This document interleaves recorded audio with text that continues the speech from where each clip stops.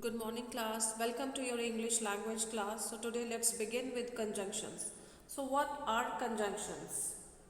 So children, conjunctions are commonly connecting words usually in the middle of a sentence. The purpose is to gel the two statements together, means to join the two statements together. For example, I went to the shop and I bought an ice cream. The "and" acts as connecting word to bring in the second statement. Other conjunctions are but, because, also, so. So next see conjunctions and, but, or.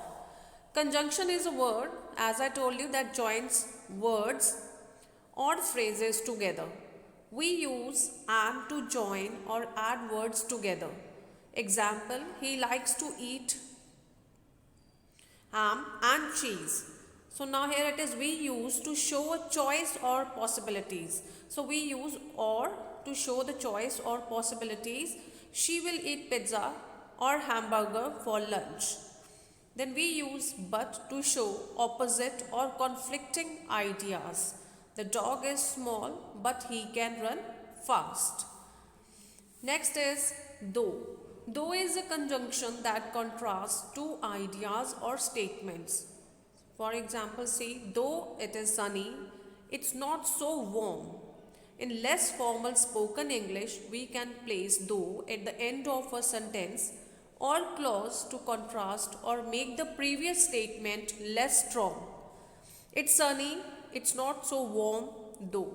When put before a clause, though can be replaced with although or even though with a little change in meaning.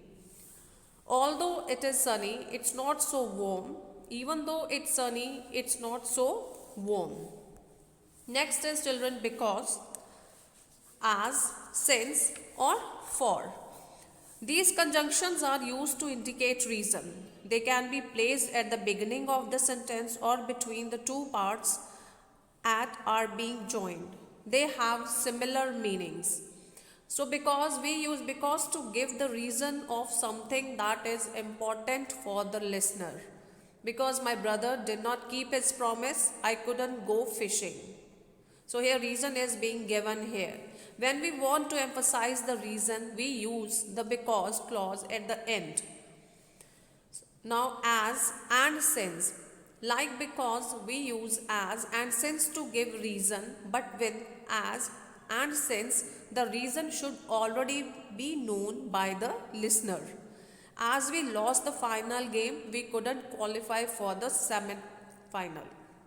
So that we lost the final game is not something new to the listener. Next is for.